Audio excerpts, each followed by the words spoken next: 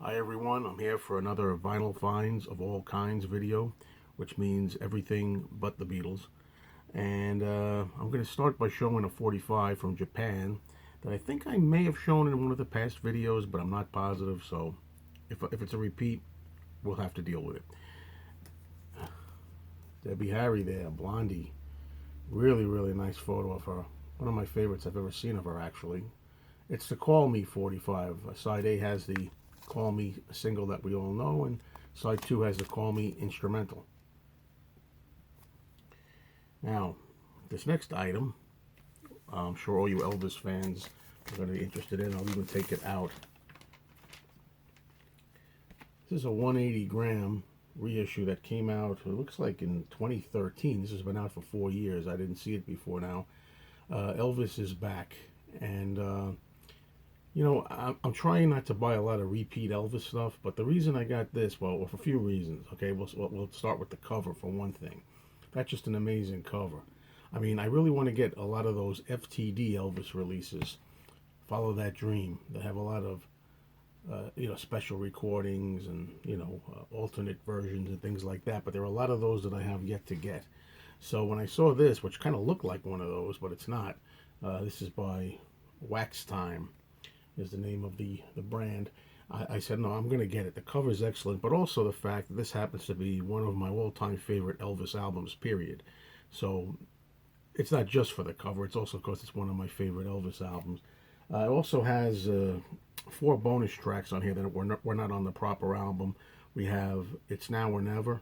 We have Stuck on You, which are 2 great songs right there. Then we have A Mess of Blues and also I Gotta Know. So between the bonus tracks and also the really cool cover, I went for it. And this is the label here.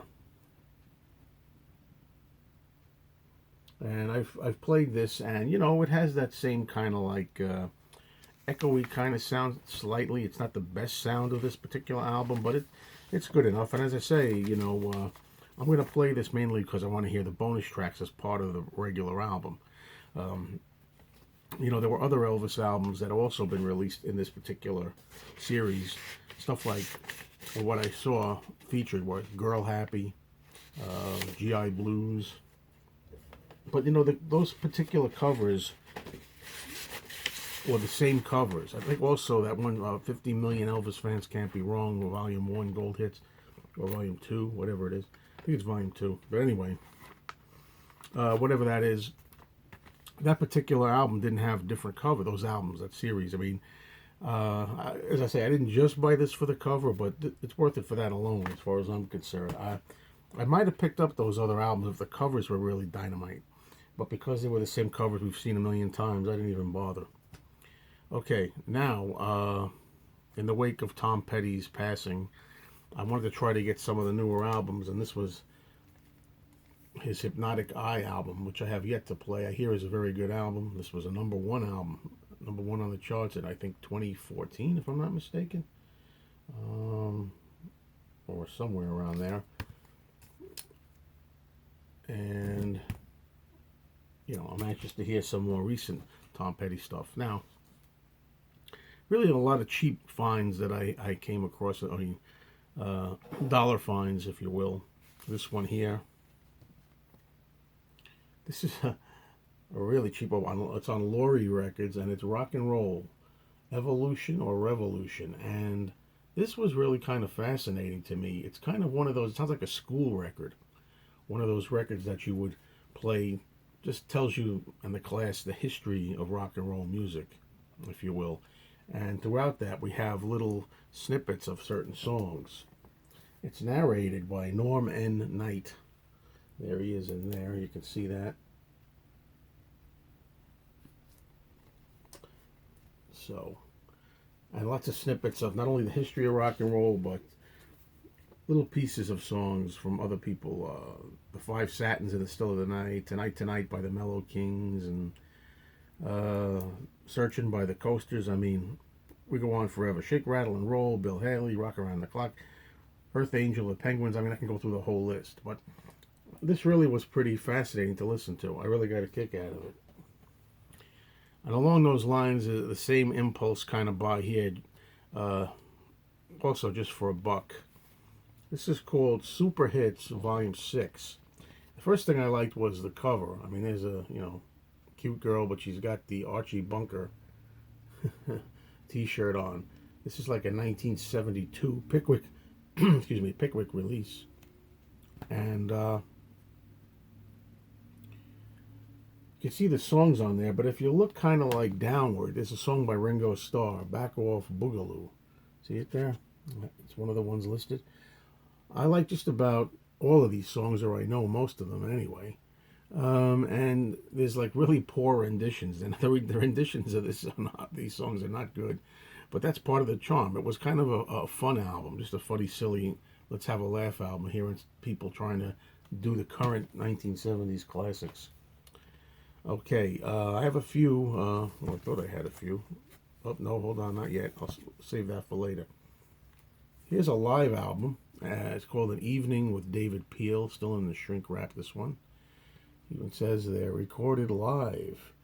This is live at the Hotel Diplomat in Times Square, New York, January 1st, 1975, for the Swine New Year Spectacle. All songs by David Peel. And it's got Bring Back the Beatles, The Pope Smokes Dope, Have a Marijuana, Hippie from New York City. So this is going to be fun to spin. I'll probably repeat this particular album when I do my Beatles finds video. Now I've got a few Connie Francis albums, just 3 of them. The very best of Connie Francis. This is what's the USA? I thought it was an import, but it says printed in the USA. Back cover. This one here, I'm not sure. I think I have this one, but because this was a nice upgrade and so cheap, so why not? Connie's greatest Jewish hits.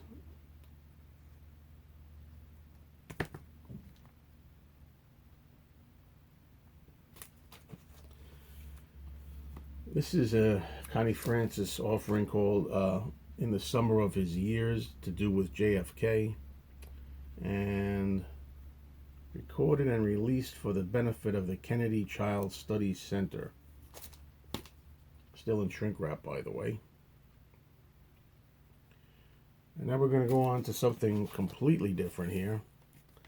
Also on 180 gram heavyweight vinyl. The Agora Ballroom in Cleveland from 1976. We have the Runaways. Joan Jett and the Runaways, as I like to call them. No, but it's not really fair. A little different from with Connie Francis, and because this is in this kind of shrink wrap, I should say outer. It's in the shrink wrap and outer clear plastic. You get a lot of glare there. Sorry about that. But July 19th, 1976. Now this, folks, you're gonna wonder why I bothered with this. It's completely for a lark, and I played some of this, and I really enjoyed it. I'll show you first, then I'll talk about it. George Segal and the Imperial Jazz Band. A touch of ragtime. I like some ragtime music. Now, George Segal, he's a funny guy. I mean, he's funny even when he's not trying to be funny. He just cracks me up all the time I look at his face. I first saw a movie with him in 1981 called Carbon Copy. Maybe you know that comedy. And he just cracks me up, this guy. And ever since then, even when I see him, like I said, in serious roles, he makes me laugh. But anyway, I know he plays banjo. I've seen him on The Tonight Show and other talk shows playing banjo. So this is really going to be pretty much fun to hear. I already gave it a little bit of listen. And this was $1. I mean, for God's sake. I mean, come on. Okay, now we're getting to the Halloween season. So I got a few Halloween albums here that I managed to get. And I'm going to be making a Halloween Records video where these are going to be featured with a lot of others. Again, I'm going to repeat these in that video. This is by Frankie Stein. This is really good. The cover alone is fantastic. Monster Melodies, right? The Ideal Dance Party. And as you can see on the bottom there, we got Frankie Stein and his ghouls. And he made a series of albums, this guy. And what this is really is, it's kind of like surf music, instrumental music with a, that kind of Munsters feeling, but it's also got a lot of screams and yells and Halloween type effects. And here's like, there are a couple of more of the ones I just picked up recently. This is called Ghoul Music, again by Frankie Stein and his ghouls. Now these particular records are in really not good condition. I mean, if I was to show you the actual records themselves, which I won't open up, they're kind of scratchy and messed up, and I kind of rationalized to myself as I showed the other one here. Shock, Terror, Fear, Frankie Stein again.